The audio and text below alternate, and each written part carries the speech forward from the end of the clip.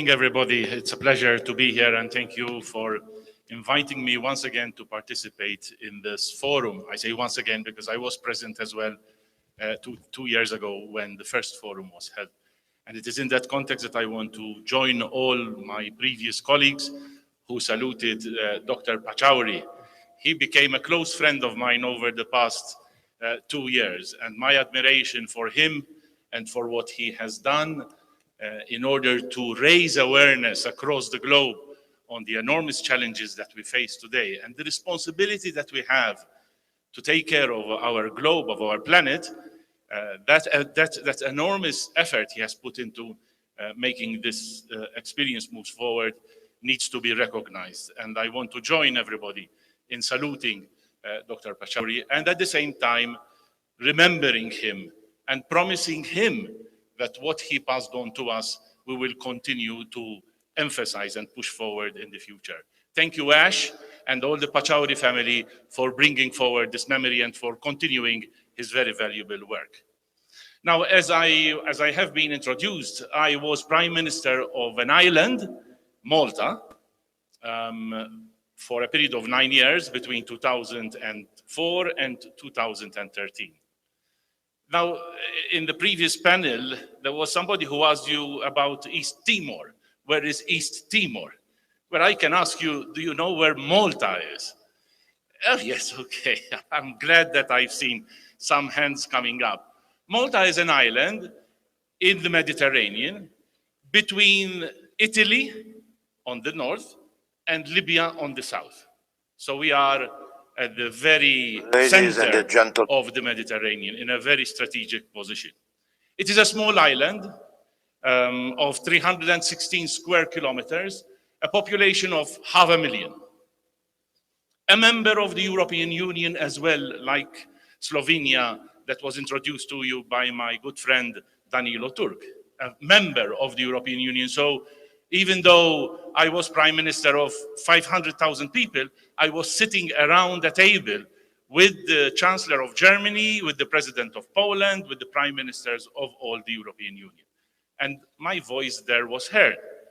But as a Prime Minister of an island surrounded by the sea, it was very important for me, and it still is even today, to emphasize how important it is for our survival and for the survival of the planet to take care of the sea around us.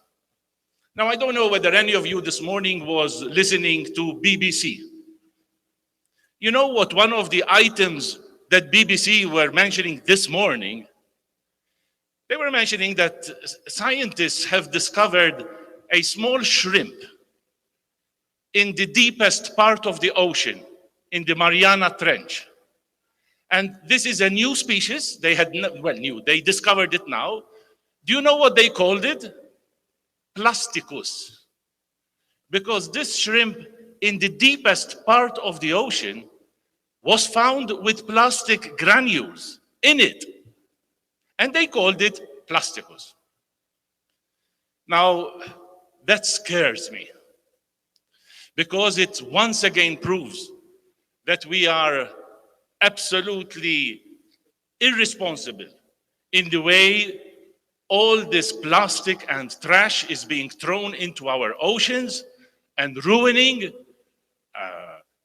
a source of living of millions of people. My island, a small island, we don't have water. We generate water by transforming seawater into drinking water. And by doing so, we can get tourists to the island, we can have manufacturing, we can live a good life. But if the water around us, the seawater around us, is ruined, then our livelihood disappears immediately. Apart from the second challenge, which I am sure the panel will also address, the issue of sea level and rising sea level. My island is small, with 500,000 people. We have one of the highest population density in the world. If sea levels go up by 0.5 meter, 10 to 15% of the land of my country will suddenly disappear. Again, This is the responsibility that all of us are shouldering.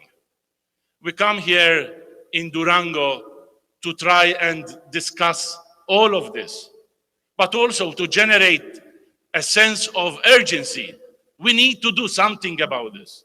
And perhaps the only point I wish to make to you, and I will stop my introduction to you here, is that I notice that there is no sense of urgency. Danilo Turk mentioned a sort of sense of complacency. So we meet, we discuss, we realize what a terrible situation this is, but there is no sense of urgency. We need to do something about this, and we need to do it quickly. I am impressed by the reaction of the whole world on the coronavirus crisis. This topic is now, if you follow the news, it's all over the world. And action is being taken. Schools are closed. Countries are being closed. Traveling is stopped. Bookings are being canceled. Stocks and shares are suddenly down. All the world is in a crisis because there is a virus. Why can't we generate this sense of urgency also if we have the whole planet that is in danger? I hope that the forum here in Durango and the contribution of the panel will help us generate this sense of urgency. Thank you very much.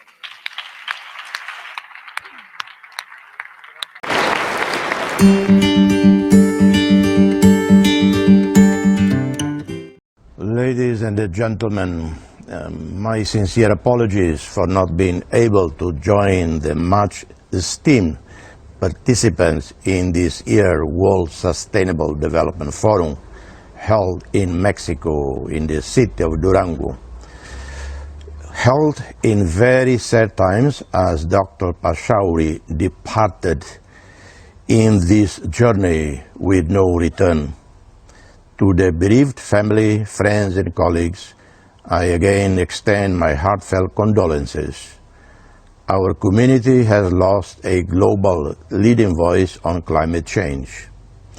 But the fight must go on for humanity. One very brief snapshot about Timor-Leste, where I'm speaking to you from right now.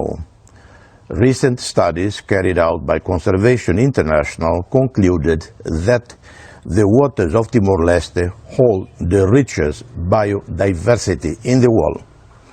We are part of the Coral Triangle, the largest coral system in the world, comprising Indonesia, Papua New Guinea, Solomon Islands, Malaysia, and the Philippines, and of course Timor-Leste.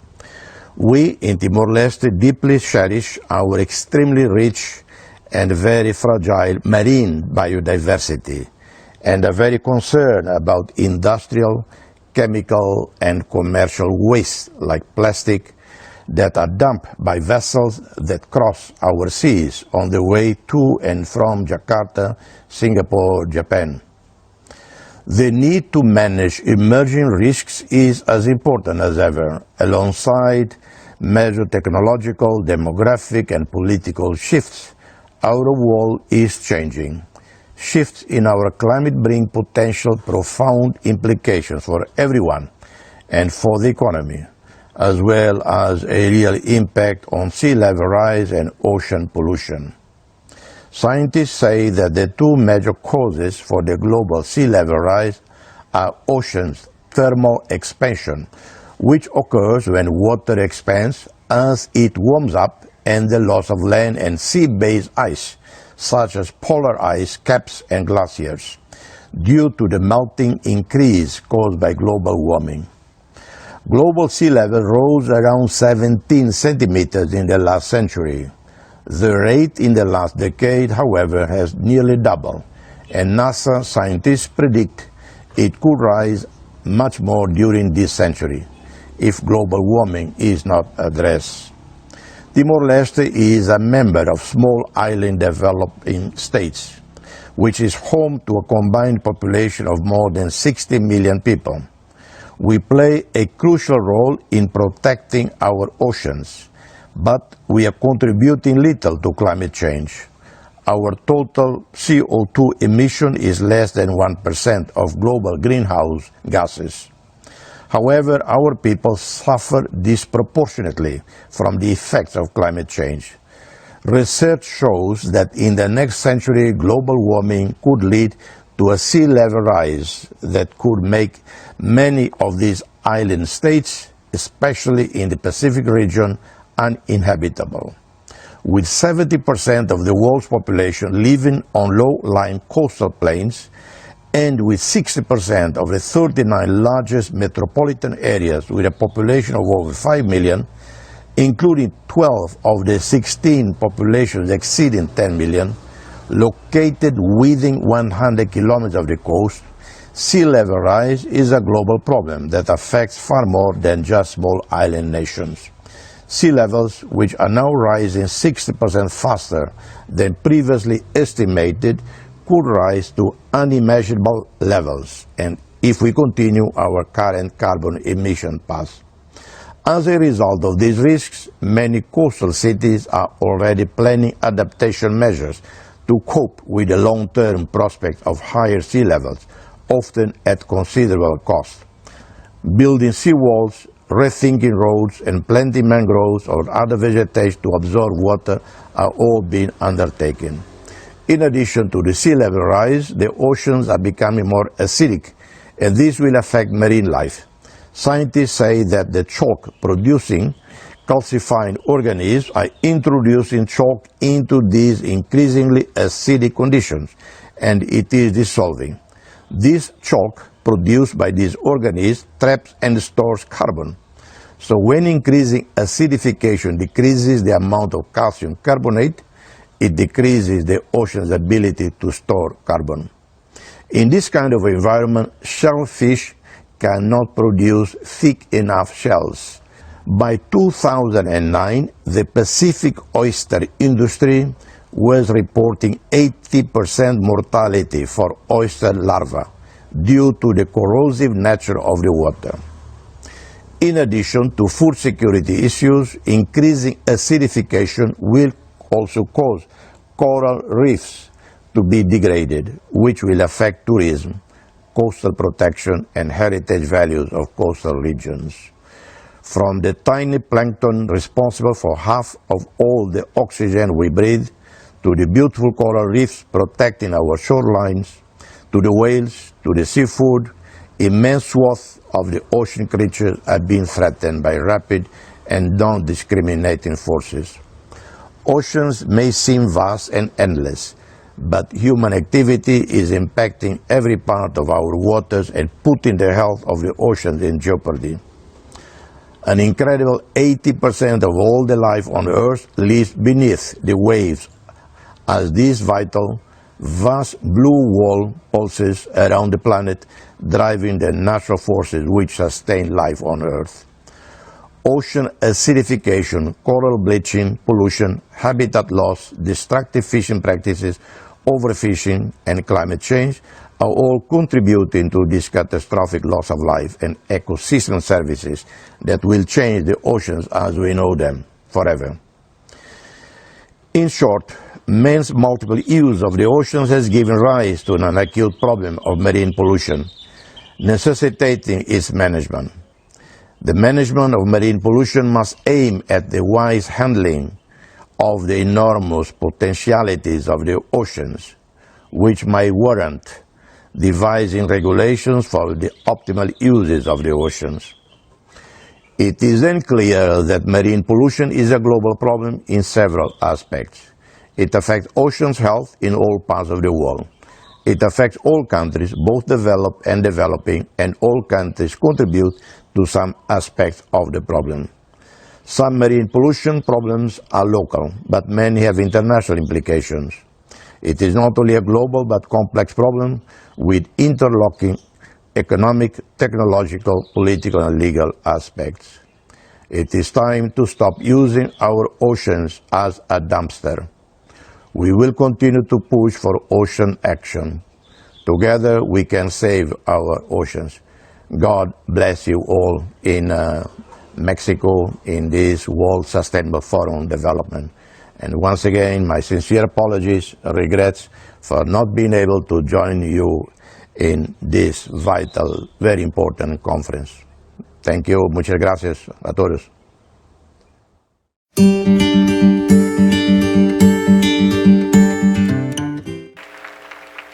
To begin, I wish to express my great shock and equal sorrow at last month's untimely passing of the eminent Dr. Rajendra Pachauri. I know we all held him in the highest esteem for his tremendous work over the years. As we mourn this enormous loss, we must also resolve to carry on Dr. Pachauri's incredible legacy in the vital quest to build a truly sustainable world. At last year's United Nations Climate Action Summit in Bangkok, UN Secretary General Antonio Guterres went on record with a genuinely memorable comment. Coal addiction must be overcome to ease climate change. Despite the urgent warning, however, in my native country of Japan, the Agency of Natural Resources and Energy insists on following a different path. For example, the agency continues to export high-efficiency coal-fired power above the ultra-supercritical pressure level. As we know, even with ultra-supercritical pressure, the carbon dioxide reduction rate for such coal power remains extremely low. As my opening request, therefore, I demand that Japan immediately halt its exports of coal-fired power generation. Japan does deserve a certain degree of praise, however. At long last, for example, interest has at last grown in climate emergency declarations. Addressing the United Nations back in September of 2009, when I was the Prime Minister of Japan, I announced a plan to reduce carbon dioxide emissions by 25% by the year 2020. However, this pledge turned out to the peak of such effort. Following the Great East Japan earthquake and the tidal waves of March 2011 and the resulting accident at the Fukushima Daiichi nuclear plant, the Japanese government grew highly passive in addressing climate change. More recently, however, local governments have become more enthusiastic about such initiatives. Nevertheless, only a few Japanese cities have issued their own climate emergency declarations. On the brighter side, a National Diet Members League has been formed with that very purpose in mind.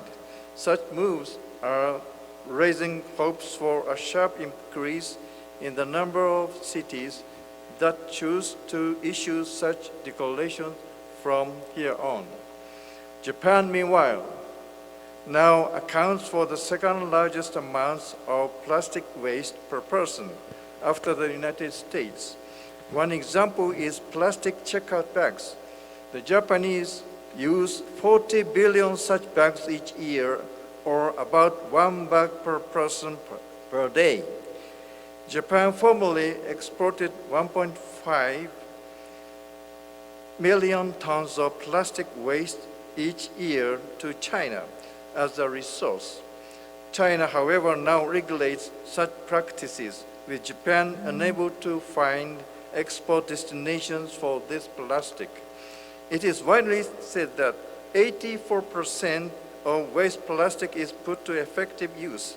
However, around 58% of this total requires use of energy in the combustion treatment process. This leads to the burning of fossil fuels and the generation of carbon dioxide. Obviously, this contributes to global warming. Measured by the amount of plastic waste discarded into the ocean, Japan ranks far below nations like China and Indonesia. By volume, Japan is about 30th worldwide. This is far less than the leader in that category, namely the nations of East and Southeast Asia. Each year, however, 30 to 50,000 tons of waste is recovered from Japan's shores. About 2/3 of this debris is plastic waste. Japan's coastal waters, meanwhile, contain 27 times more microplastics than the international average. Considering these facts, Japan needs to immediately adopt effective countermeasures. Agreed upon at the G20 summit held in Osaka, Japan last June was the Osaka Blue Ocean Vision. This plan seeks to reduce the additional pollution caused by ocean plastic waste to zero by the year 2050. In the second half of my talk, I want to comment on 10 major points, all of which I view as vital keys in the quest for a sustainable world. First, the Japanese government, based on the Paris Agreement, is striving to become a so-called zero-carbon society. The stated goal is to reach that target as early in the latter half of this century. According to Prime Minister Shinzo Abe, the year 2050 is the tentative target, ideally to be reached in 2051. However, no mention is made of the exact schedule for such an achievement. In my view, the government should issue a solid pledge for Japan to become a zero-carbon society by the year 2050. Second, for greenhouse gases, the Japanese government goal is a 26% reduction by year 2030. Compared to the Intergovernmental Panel of Climate Change, IPCC, which demands global reduction of greenhouse gases to 1/2 the current level, the Japanese figure is extremely inadequate. We need to establish a far greater reduction target for these gases. Third, as I noted previously, no matter how efficient coal-fired power generation may be, exports and other supplies of this power should be halted at once. Rather, all possible efforts must be channeled into generation focused on solar, wind, biomass, geothermal power, and maybe hydrogen. Fourth, for the marine plastic issue, I am pleased to report that a certain degree of progress is being made in moving toward the Osaka Blue Ocean Vision proposals.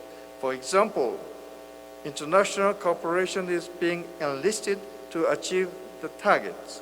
However, I believe that waiting until 2050 to reduce additional pollution to zero is far too slow.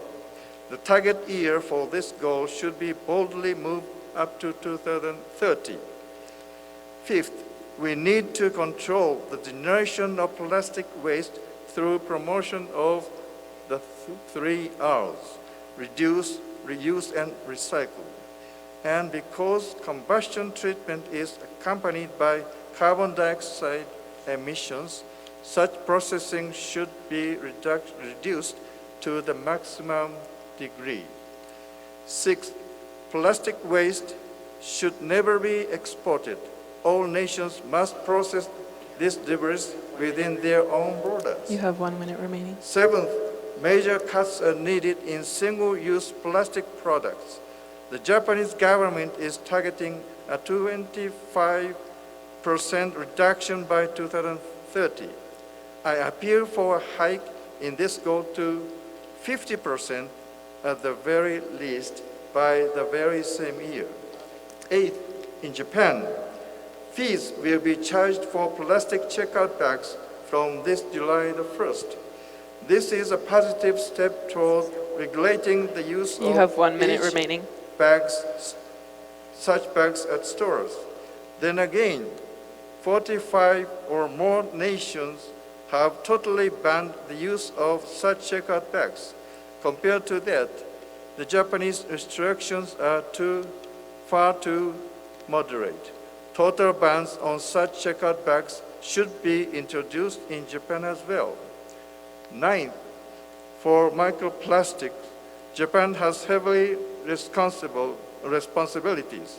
This is particularly true of fleece jackets and other synthetic chemical clothing. When such items are laundered, large volumes of microplastic fibers are discharged with the water. Mandatory measures are needed to equip washing machines with filters to prevent microfibers from washing away. As my 10th and final point, fields demanding powerful innovation include development of marine biodegradable plastic and materials such as substitutes for plastic. One such breakthrough is so-called highly biodegradable cellulose acetate made from naturally derived environmentally friendly materials. This concludes my address here today. Thank you very much for your kind attention.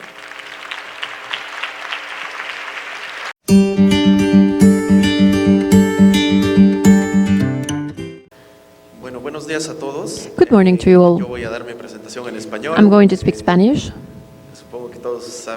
I suppose that you all know what my country of origin is. So, first of all, I'd like to thank the organizers. I'd like to thank particularly Ash Pashauri, the government of the state of Durango, and particularly each one of you for being here today. The panelists, the great panelists we have for this session. And I'm going to present the vision, looking to have some reflections about chemical pollution and waste in the ocean. As you know, life in the planet was originated in water.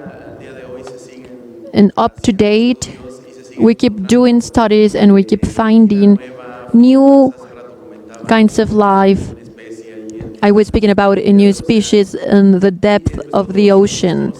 So this shows us the richness that lies in the ocean and the life that is generated there. It is also very well known that we are made of water, at least for a big percentage of our bodies. So we have a connection with water, with life. So the bigger part of Earth is covered by water, so all actions we make are related to water. So that's why it's so important to be able to keep working, to be able to take care of the oceans and to preserve them. In terms of sustainable development, which is the title for this forum, I think it's very relevant to think that it's relevant to have development, to keep creating new things. However, we should take care and we should respect and have the necessary considerations so that these won't be harmful for the environment, to keep growing in a healthy and responsible way. In terms of chemical substances usage for development, well, they have accompanied human beings for a long time. We had those substances when agriculture was created, so up to date. To be faster on this subject, we have already registered that we have developed up to 60,000 million chemical substances all around the world. So this is a gigantic number.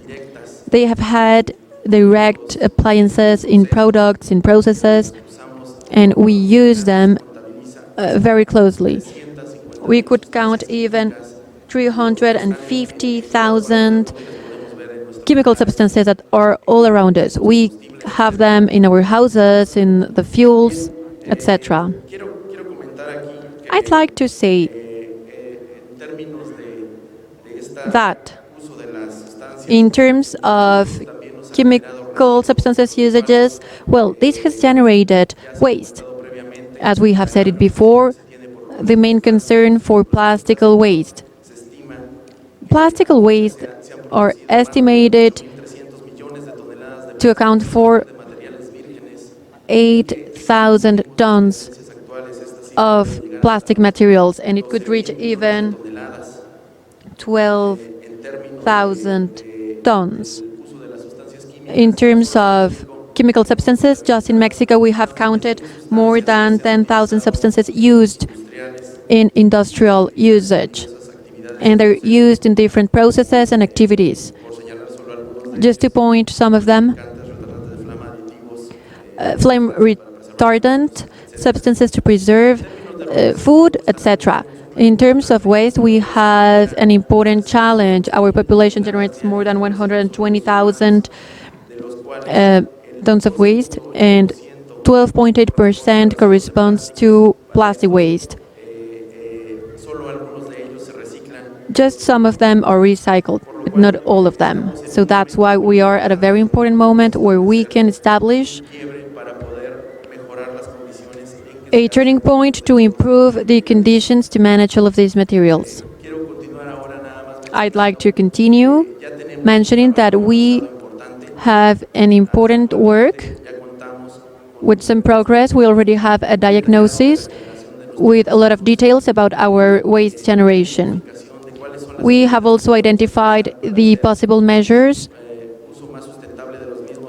to have a better usage of waste and to assess that waste. We already have a strategy that is focused on eliminating waste, and our aspirational goal is to reach a zero waste goal, and we want to have the energy recovery of valuable materials inside waste that could benefit us to create new materials. Currently, in terms of the chemical substances that exist, mercurium is our main concern. So we can find it in the oceans. And this could be released to the environment because of the increase in temperature. So that's why Mexico has 4 very ambitious projects where we will eliminate 50% of the sources in the country. So I would like to invite you all, as Dr. Adrian said, and many other specialists. This is a work that we need to do it all together. It is for our population, and the strength of the youth is very important to be able to have sustainable consumption. If we're always gathering waste from the ocean, but we never stop the generation of waste, we will always be delayed. So it's very important that we all participate in this solution. That's what Dr. Pachauri said in a visit he did to Mexico. We're all part of the solution, so we need to keep working together to be able to achieve this big challenge, which is preserving the environment, sustainable development, keep controlling waste generation, and I'd like to thank you all for this invitation. And I would like to congratulate you for this event that is very successful. Thank you.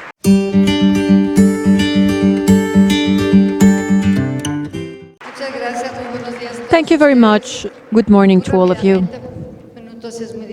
Very quickly, I know that it's very difficult to speak about our ocean in just 5 minutes, but I think it's highly important. We've had the summits for climate change for 26 years.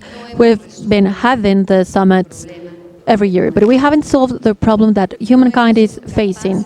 We haven't been capable of creating actions because we've faced the lack of political will. There is no political will to solve those problems. We are so good at making documents. Our country's position has been extraordinary. But when we see we don't have any kind of results, any kind of actions, we are not applying those documents. Our ocean, because it's just one ocean, we don't have many oceans, it's just one ocean, and it's suffering, it's been suffering serious problems. What you see when you go to the coast, to the sea, is a calm and blue deep sea, but you never imagine what is in the depth and all the problems. The problems generated by the greenhouse effect gases. The temperature problem that generates a highly problem in the sea and ocean ecosystems. The problem that is linked to the change in the ocean currents. The change of the wind direction that makes us wonder what we're doing with this planet, what we're doing to solve a problem generated by human being that's been there for many years, and that we haven't recognized that we're a part of that problem and that we need to be a part of the solution. We are not external to that problem. We cannot say it's my neighbor, it's the other guy, it's the other country. It's the big country that is not signing the agreements, who's going out of the agreements, who's polluting. The issue of pollution is not only plastic. We have 8 big types of plastic that correspond to the big ocean parts. And where does that waste come from? We were speaking about pollution that comes from agriculture and intense agriculture. Okay, does anybody know that 80% of sea pollution comes from the terrestrial part? Everything that we do here at Durango will end up in the Pacific coast. What we do in Mexico City will end up in the Gulf of Mexico. Nobody knows that because nobody is thinking about what we're doing.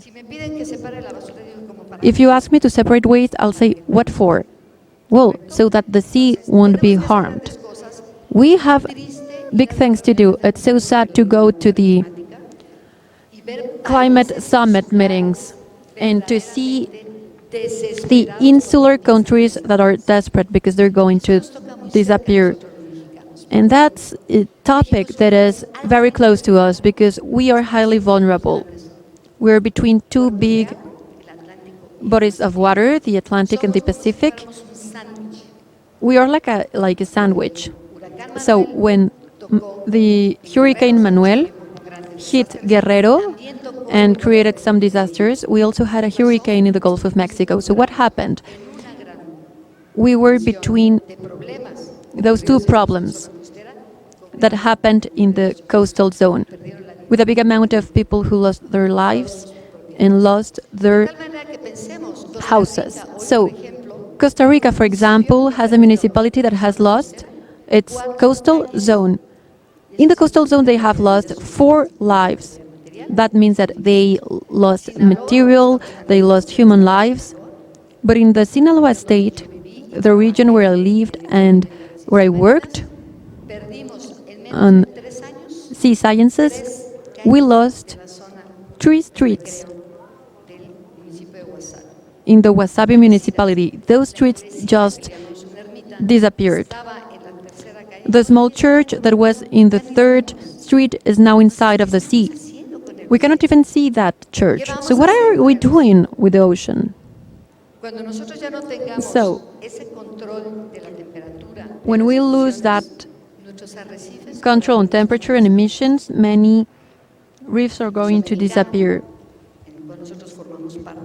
And in Mesoamerica, and we're part of it, is Mexicans. Well, we have a reef that has a 40% of damage. We have lost the 40% of the Mesoamerican reef.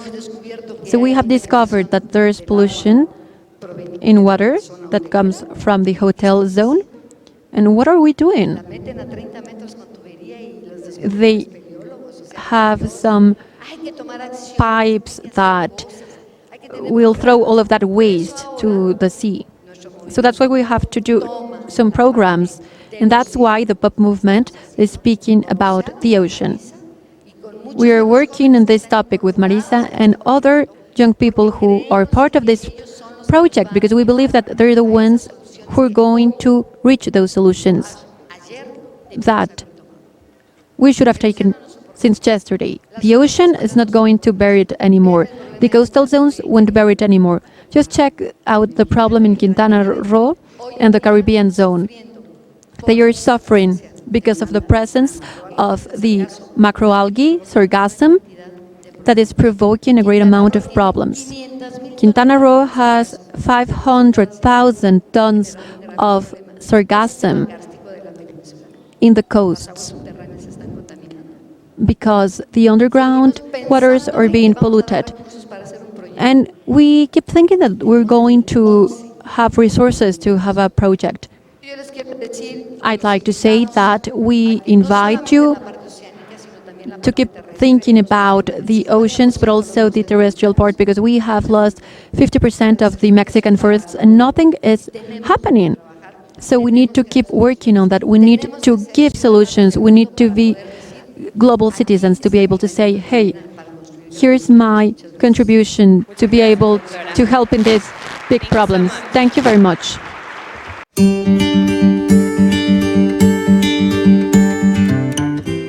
So, thank you, everybody. I just want to say a quick thanks to specifically Dr. Norma and to Ash for encouraging me and Summer and our friends and everybody else I bet here to be here. I really appreciate it.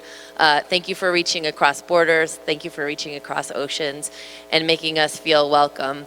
I can confidently and firmly say that the light within me has been touched by the light within you. So thank you. Yeah, let's give a little clap to Ash and Dr. Norma. She's not listening. So I'm going to do something a little bit different. We have some amazing scientists and politicians here presenting, and we're talking about a lot of facts and information, which is super important. But I want everyone's attention, and I want to talk a little bit about our relationship with the ocean. So I'm going to ask you a couple of questions, and probably require that you stand up. So first of all, and this, I might have a little personal motive here, but is anyone else here a scuba diver? Does anyone dive like myself in summer? So if you do, stand up, please. Stand up. Don't worry. This is a good, I'm going to have everybody probably stand up. So just go ahead and stand up if you like to dive. I'm going to see who the other divers are in the room. Excellent. Good. I'm glad that there's, quite a few of us. So stay standing. I want you to stand up if you have ever been to the beach. Who has been to the beach? Oh, a lot of you. Excellent. So stay standing. And if anyone's not standing, if you like seafood and fish, please also stand up. Okay, so I think we could look around and see that basically everybody in this room has some sort of relationship with the ocean, something we like out of the ocean. So feel free to sit down. Thank you, everybody, for standing. I appreciate it. So you're probably thinking about the beach. You're probably thinking about your favorite fish that you saw on a dive right now, or you're probably thinking about, lobster or whatever you like to eat out of the ocean. When you think about the ocean, so right now I invite you to just kind of connect with yourself. What kind of feelings do you get? How do you feel? Just think within yourself for a minute. How does that thinking about the beach or the ocean or playing in the waves make you feel? So for some of us, that might be a feeling of a fear of sharks. But for most of us, I think it's probably a very positive feeling. I'm just guessing that thinking about the ocean is positive. So thanks for thinking about that. And I think, given that most of us have been to the beach, given that most of us have a relationship with the ocean, I think it's fair to assume that the people in this room probably actually care about the ocean. And we protect the things we care about. We really do. So we all know that the ocean plays a significant role in mitigating climate change. That's a known fact. And yet the threats to the ocean and coastal regions are significant. And Norma and our other panelists did a really fantastic job talking about those threats and why we want to protect the ocean. So what do we do now? As Dr. Patricia Clower said yesterday, we have the gift of desperation. So reframing where we're at, I believe we are in desperate circumstances right now, looking towards the future, and as somebody with a daughter that cares about the future of our world and wants other people to have these really amazing experiences that I've had with the ocean. What do we do now? Well, let's take our desperation and let's use it to create a sense of urgency and make this rapid change that we've been talking about. So who is the best? This is my opinion as a mother of a teenager. Who is the best at making rapid change? I think it's young people, because they are changing so quickly and so rapidly. So I really look to our young people to partner with them on this change. So I really view this relationship as a partnership. And I really commend the World Sustainable Development Forum for actively seeking out youth, for finding the young people here and helping them get here, inviting them to this conversation, putting them on panels, making them active participants in this dialogue. That is amazing. And I think I see that as a huge change. I do not think that was happening 30 years ago. So I have a very exciting announcement. At least I think it's very exciting. I've been talking to Dr. Norma and I've been talking to Ash, and they have agreed that we should start a part of our Protective Planet, so the POP Ocean Initiative, to engage young people, the young people here, and other young people around the world in ocean conservation initiatives through POP. So let's give a round of applause for that idea. We're super excited.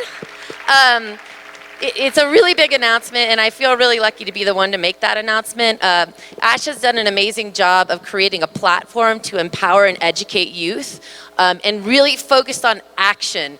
What are the actions that young people can take?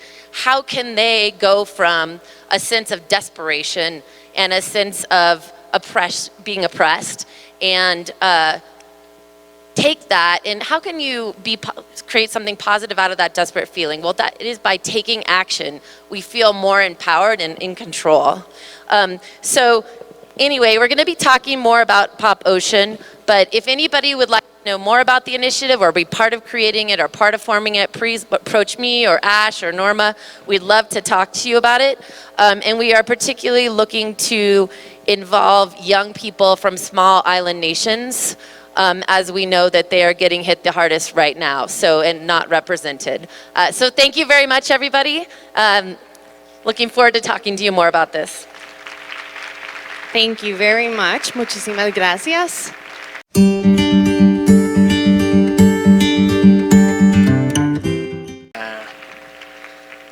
Hello, everyone. My name is Carter. That's not my best picture. But I will say, this is a little bit about me. I'm passionate about using education as a way to drive change, not only in youth, but around the world for everyone. I've been part of this nonprofit for over 10 years, and I started it when I was 8 years old. You can go to the next slide. So, quick thing I want to say, I met Dr. Pachari when I was 14, and I was actually at a house party, and I told him, hey, what do you know about plastic pollution? And he was intrigued by what I had to say. And at the end of it, he said, I really like what you have to do with, the oceans and the environment. So he gave me his card. And every time he came to Atlanta, my dad and I and my sister would go pick him up from the airport. We'd have conversations, we've had lunch. And it was such a special connection with him. And when I heard the passing of him, it broke my heart. I was in Costa Rica, and I immediately called Ash, and I said, this is one of the saddest moments that has ever happened, and I apologize. But I know that he lives with us today. You can go to the next slide. So some of my skills and expertise over the years of actually, learning by myself. Like I said, I started OMG back in 2009 with my sister. I've been fighting for a better environment for, not just myself, but for future generations. I specialize in teaching about plastic pollution and how it affects our climate. And I'm committed, I know we can't wait for someone else to do the job. I know firsthand that we have to kind of step up and do it ourselves. You can go to the next. So at the beginning of 2009, my aunt came back from South Africa and she had adopted cheetahs for us. Now, we don't get to keep these cheetahs or anything, but it was just saying that we would pay to take care of them. And I asked my dad, why do cheetahs need to be adopted? And he said if there weren't agencies like the one you're adopting your cheetahs from, there might not be any cheetahs when you have kids. And that got us really upset. And my sister and I said we had to do something. And so we convinced our dad that we were serious about wanting to help save endangered species, and we created an organization called One More Generation, or OMG. Next, in 2010, we heard about the Gulf oil spill. And shortly after that, we came home, we saw pictures of seabirds and sea turtles being pulled out of the water, caked in oil. And we knew we had to do something about it. So we contacted everyone we knew. We went to churches, Girl Scouts, Boy Scouts, knocked on doors, anybody who'd listen, and we collected supplies for 4 months. And on Olivia's 8th birthday, my sister, we drove 11.5 hours down to the Gulf, where we delivered to the Marine Mammal Sea Turtle Rescue Center all of these supplies. But while we were down there, we learned about one particular issue, plastic pollution. And we realized that all the oil that's being spilt around the world has no comparison to plastic pollution in the detrimental effects. And so we created our plastic awareness curriculum, where we go into schools and teach kids for a week long about plastic pollution. And lastly, we created youth empowerment. So we got all these different kids around Georgia first to join up with us, and we asked them what are they passionate about. We didn't want to force something upon them, and we got someone who said they were passionate about gardening. So we helped them start a gardening program where they collected all the food and brought it to homeless people. Next, We've Got You Covered was another organization where we gave blankets that Delta did not want anymore to homeless people during the winter. Shortly after all of this, a few years ago, we were contacted by Delta Airlines. And they had heard about our curriculum called the One Less Straw Pledge program. And so we went in, we met with them, and we took out all of their plastic straws. And they wanted us to experiment with 3,000 people, how it would affect, their day-to-day life. And we found out that by taking out the straws, 99% of the people didn't need the straw, and it took out all of the plastic lids that the people were needing because they didn't need it anymore. So from then on, they said, all right, we're going to test it in all of our other cafeterias. They did. And now Delta no longer uses plastic straws on any flight. Then we partnered with Hilton Hotels. And we got the Waikoloa Village, the first one, which had used 800,000 single-use plastic straws every single year. None of them got recycled. We got them to stop using plastic straws altogether. Then they connected us with the headquarters, and now we have all 650 locations around the world no longer using plastic straws, which ends up reducing 35 million single-use straws from ending up in the landfill every year. So you can go to the next. We also talked with Delta about using cans instead of plastic water bottles. I'll have to go a little bit quicker because I'm running out of time here. We can go to the next one. So we toured Delta's cafeteria, and they asked us to find different problems that, they may not be seeing. And one of them was the six-pack rings that were around every single can. And we realized that they were taking the cans off and putting the six-pack rings in the same bin. I mean, who does that? You're putting plastic with cans.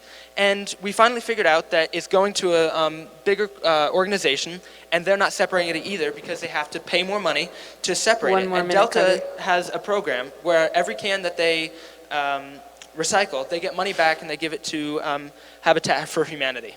But they're not making as much money, so not as much money is going to them. We had a meeting with Coke just recently about switching from their Dasani water bottles to cans. And what they told us was that they were not going to switch because their plastic bottles were so much better for the environment than cans. And we told them, you're wrong, but they didn't want to listen to us because we were kids, because we were young people. So what we did was we attacked them. We basically said, in order to stay profitable for our shareholders, we need to meet consumer demands. Well, if all of us decided to go 30 days without using a Coke product, we are the consumer. We're going to be the ones demanding them to change. So I think in conclusion, I know I'm not completely finished, but in conclusion, I think that no matter how small you start, You can affect global change with large corporations. Just stop using a product. Vote with your wallet. You know, it doesn't have to, you don't have to attack them on major levels. Just kind of do something small, and I promise you it will be seen on global levels. Thank you.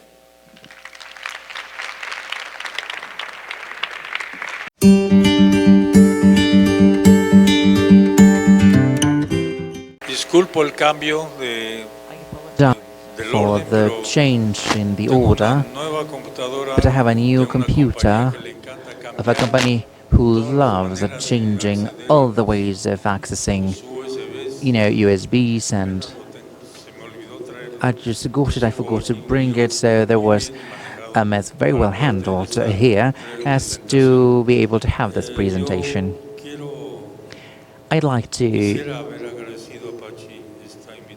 have personally acknowledged and thanked Patricia for this invitation. I will do this now with his family. It's really a shock. I learned today when I got here of his passing away. The talk, even if the title is in English, this is for those who do not understand Spanish, but I'm going to be presenting in Spanish because I have less than 6 minutes now to speak. Well, I cannot speak so fast in English as I can do so in Spanish, so I apologize. This talk should not be in this section as I see it. It should be rather in a different area. Yes, we cover some, the marine ecosystems, but that's not the core of what I'm going to be presenting right now. But what we are doing in Mexico is to handle biodiversity, moving towards sustainability of this country. Next slide, please. Well, this work was made by CONABIO, which is the National Commission for Knowledge and Use of Biodiversity of Mexico, Spanish acronym. This is a governmental entity. And I'm going to show you the two legs on which CONABIO bases on, the first of which is the biological one. And what you see here is not one of those Nintendo games. It's the expression of all of the information that we have about all of the organisms that we know in Mexico, which Andrea referenced, and besides with specific details of which each one of the specimens comes from, when it was collected, who collected it. So that's the biological part. So right now we have 15 million specimens. By mid-year, it's going to be 250 million specimens, which are going to cover all of the country, plus the biogeographical zones with which we interact. Next one. Next one.